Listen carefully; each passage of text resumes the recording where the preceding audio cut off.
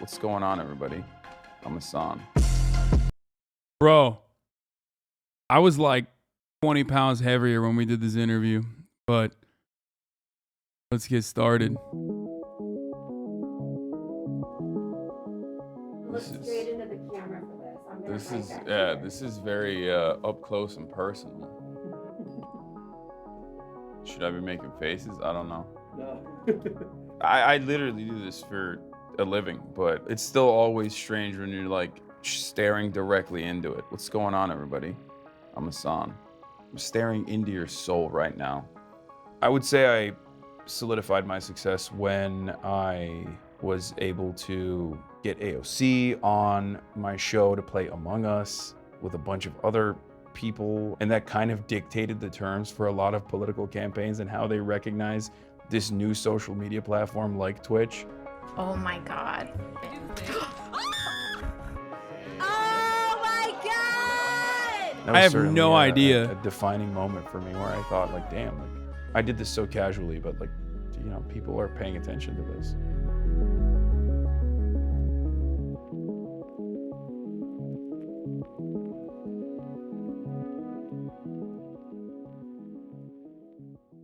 If you believe that democracy works in the level of governance, why don't you believe that we can implement democracy in the workplace, especially considering that adults spend 80% of their entire lives inside of these corporations, and these corporations are absolutely authoritarian in its structure. The criticism that was thrown in my face has been consistent throughout my career. I'm an idiot. I'm a dumb bimbo. I don't know what I'm talking about. I've gotten numb to the criticism. Like, it's not. As a matter of fact, I seek it out now because I make content out of it. I think it's funny and fun. I was born in New Brunswick, New Jersey, and my parents wanted to do that so that I would have an American citizenship, so that one day I could be the president. That second part's not true, but I then immediately was shipped back off to Turkey. I definitely did grow up fascinated by American culture. I'm a bit of a marabou, like a weeb for America, kind of, which is why I don't have an accent. For all of its faults, failures, and horrific policy decisions that destroy the planet, if there's one thing America's good at, it's selling America, and also movies and degeneracy and hedonism, which I like. This is I didn't feel it crazy. 'cause I was just a nerd. Imagine back in the day, before like the Marvel Cinematic Universe was popping, and like everyone was like, "Oh, I'm a nerd. I'm a geek." Like that was like a fashionable thing to do. Like in the '90s, when you were like a nerdy kid, yeah, people were like, "What the fuck's wrong with you? You weirdo? Like you were watching anime, playing video games?" But in Turkey, all the kids at school wanted to play football, soccer, and I was just like, "Nah, I don't fuck with that. I just wanna draw like Dota characters." I feel like most kids have a little bit of an anarchy streak in them. It's kind of like when you go to Catholic school and then you know, lash out and become like someone who doesn't believe in organized religion. As a consequence of that, it's kind of like that, where in 3rd grade, we had religion class, and I was just like this annoying little debate lord kid, and my teacher was like teaching us Islam, and I was like, well, this is technically religion class. Why are we learning only about Islam this way? I was just annoying, to be honest with you. That's what originally sparked it. I'm just a terrible Muslim. I mean, I was always really interested in politics from an early age. Bro, Politics is a big part of. I have to pause this real quick because it's like this, the style in which they shot this is so different than like the final product. Like, because when you're there, you're having a normal conversation. I had just woken up. I was really tired, as you can probably tell. That's why I have the Instagram voice. And then we're having a conversation, but then now it's like so dramatic. Oh my God, it's so dramatic. It's like a movie. Turkish life. We talk about it all the time. Like in Western states, it's impolite to discuss politics, right? You're not supposed to talk about politics and at the dinner table. In Turkey, it's the opposite. Like, that's all. We love talking about politics. I'm very critical of the government. and I'm very outspoken, and they're not too fond of that, I think. Political dissent is certainly suppressed in the country. You know, that's something I worry about a lot. I always wanted to come to college here. Like when, this is so whack, but when they were younger, people would say like, I want to be an astronaut, I want to be a firefighter, I want to be a scientist. I was like, I want to go to college in America.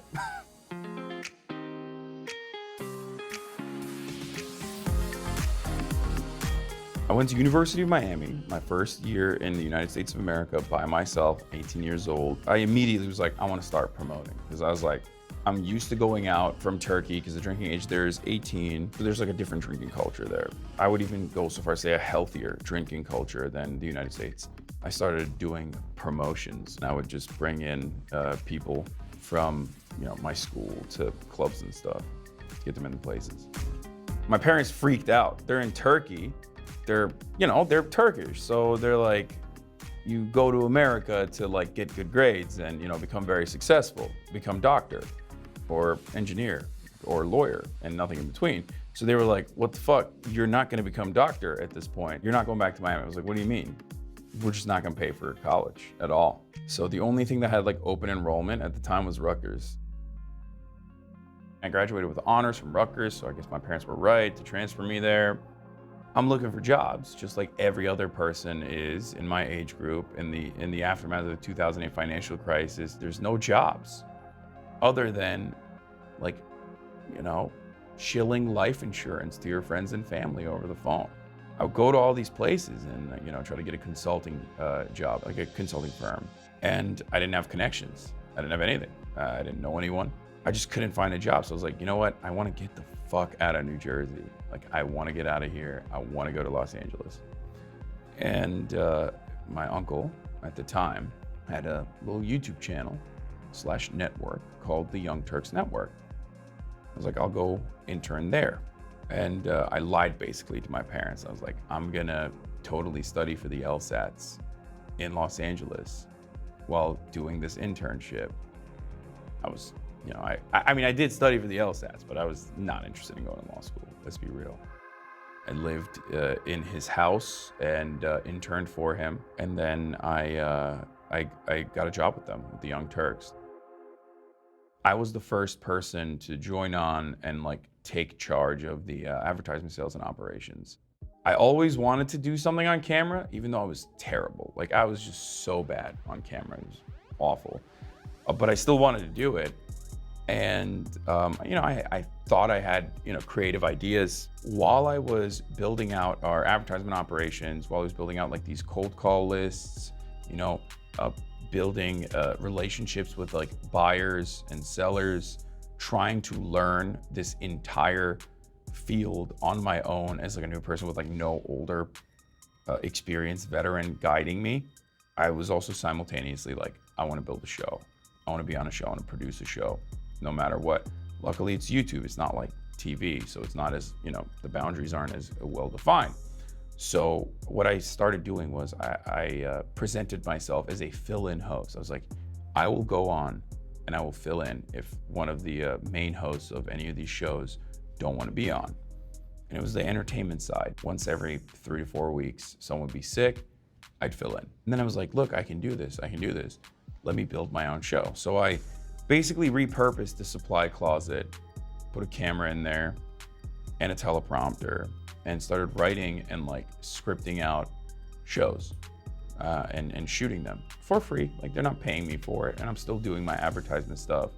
And it was successful. Let's be honest, 2016 made me want to kill myself. There was a lot of vitriolic race baiting going on. Everyone was interested in politics all of a sudden, because Trump is impossible to ignore. And those videos went insanely viral. It was right around the 2016 election cycle coverage. There were a lot of conservative commentators that were blowing up in the same age range as myself. Tommy Lauren was the famous one that I was like, this is so easily dismantled. Like, I saw her getting like 30 million, 40 million views on videos where she was basically just repurposing like old school racist agitprop. Like, she was just saying racist shit. Like, that's it. Like, black people are violent. Like, that's what she was basically saying. But everyone was like, oh my God, but this is like a young a blonde lady saying it, like a young blonde girl saying it, so it's somehow different. Tommy got rewarded with fat media contracts and millions of views for saying everything short of the N-word in the same landscape where I struggle to get you to even follow my YouTube page. This is something that I can so easily dismantle, these arguments. So I started. Oh my God, 2,000 fucking subs back then on the YouTube channel. Wow. 2,500 subs on the YouTube channel. How far we have come. Look at that, boys. Hey, listen, by the way, if we're clipping this reaction and posting it on the YouTube channel, this is a reminder for you. That's where the camera is, for you to subscribe. Hit that button, subscribe, ring that fucking bell, baby. Let's go. Okay, we're stalling at 884,000 right now. It's not good. We gotta get those numbers up, baby. I'm trying to get 1 million. Anyway, let's continue. Okay, sorry. Started doing that, and then my videos started getting more views than her videos. My videos critiquing her videos would get more views. That's how it started. Like, that's how I originally blew up. Wait a minute, pause the music. Does that say she got too upset? Is she apologizing for her words because she was triggered? Have you ever met her? One time, she was doing a Man on the Street interview in a West Hollywood corner, and I approached her producer to be on it. I mean, this was like years later, and she got super mad. She was like, "What the fuck are you doing?" To the producer, she was like yelling at her producer. Like, "I'm not gonna have him on. I'm not gonna have him on. Do you know who that is?" That's the only interaction we've ever had. To be fair, I think she'd probably now love to get on my show, because, you know, desperate for clout. No, she's washed. Nobody watches or cares about Tommy Lauren anymore. Pundits have no skill. We just talk shit. That's all we do in an entertaining way. The best thing that the Young Turks did was just like build this insecurity within me that like, no matter what I do, I will always be in the shadow of my uncle and be in the shadow of the Young Turks. So I would work really hard, and I would like come up with these these creative ways of doing things that other people weren't doing. And even when there was demonstrable success, because of, I guess, fears that Jank would come across as like doing nepotism, he would go extra hard on me and would just be like, "All right, cool IP. We're just gonna give it to everyone else in the company now. It's the company's IP." So it definitely just like put a chip on my shoulder.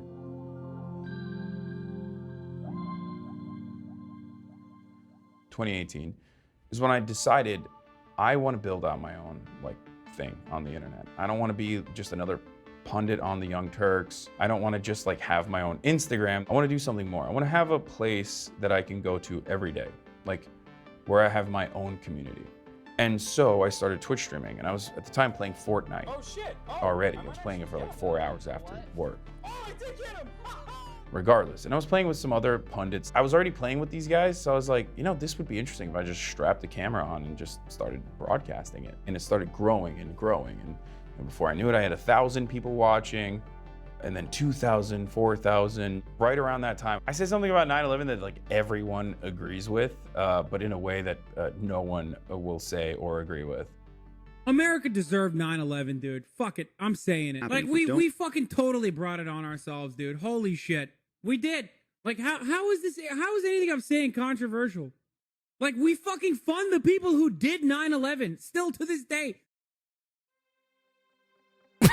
Oh no! Oh no! Stop! Stop! Oh no! What? Bro, you're gonna. Oh no! Oh no! Wow. Yeah, no, that's me and my dad.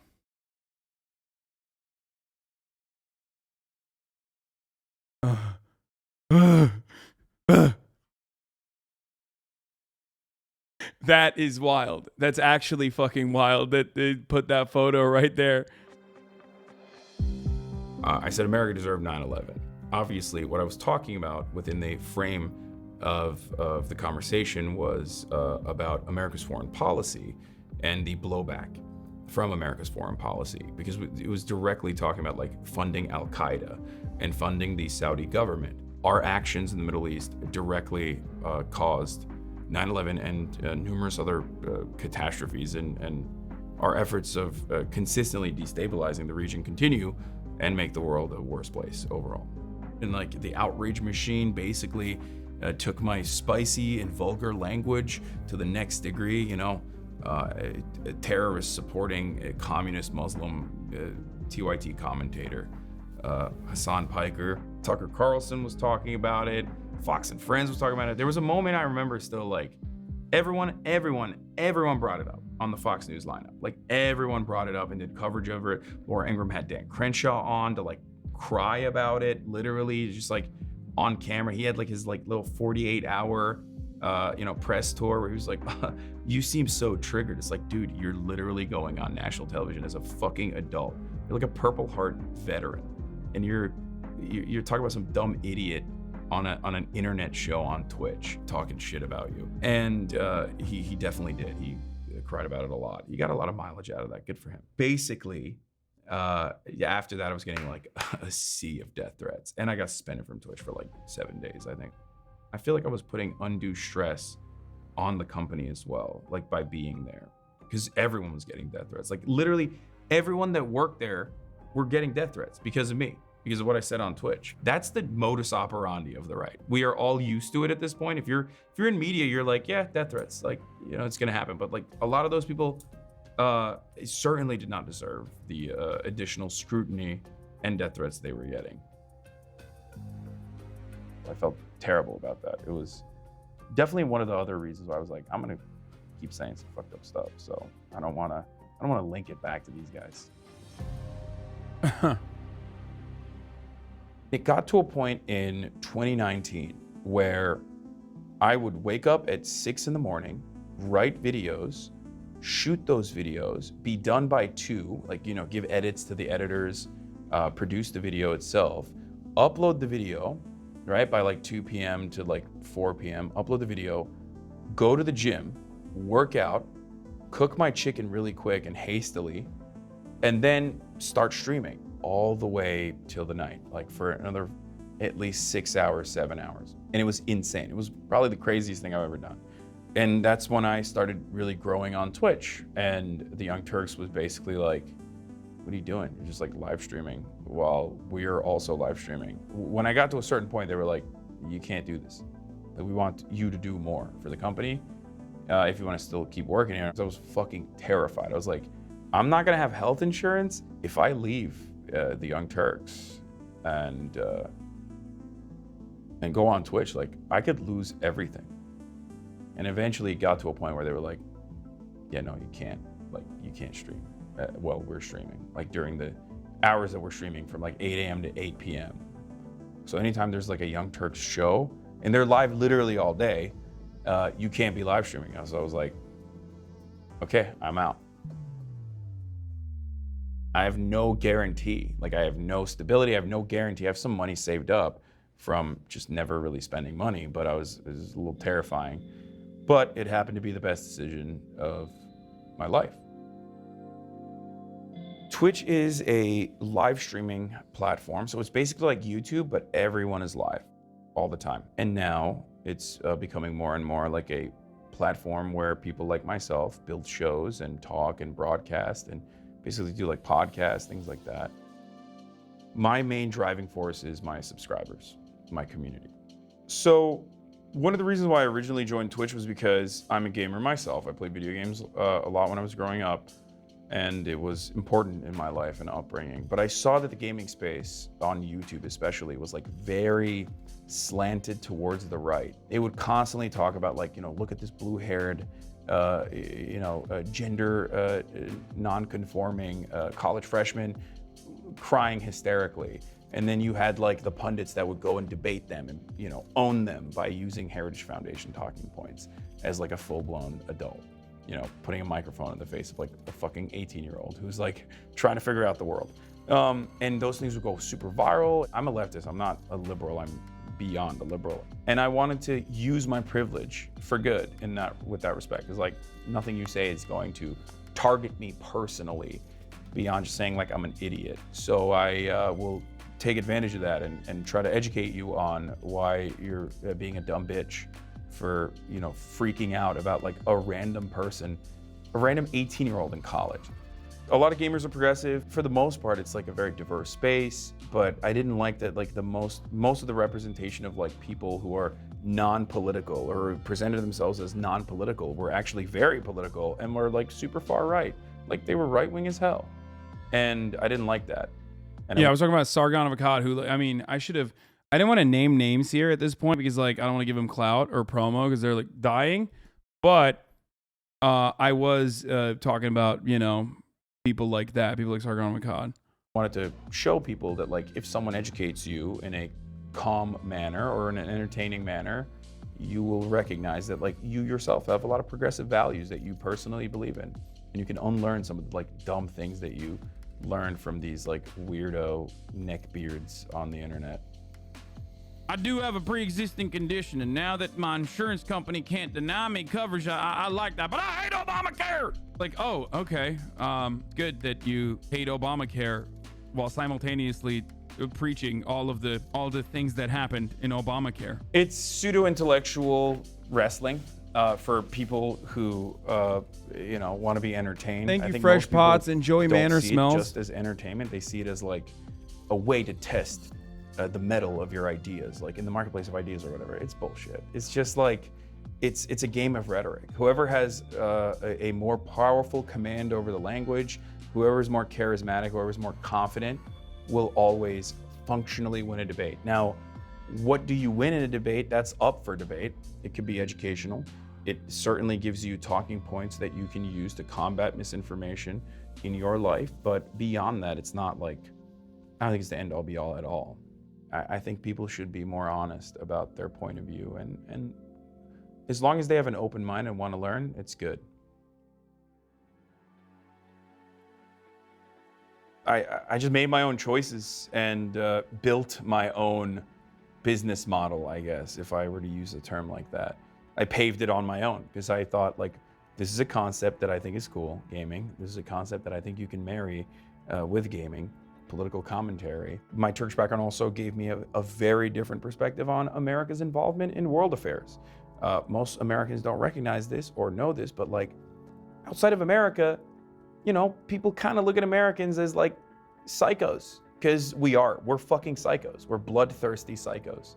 And most of the planet recognizes that, except we don't recognize it. And then we're like, no, everybody loves us. We're the world police, come on.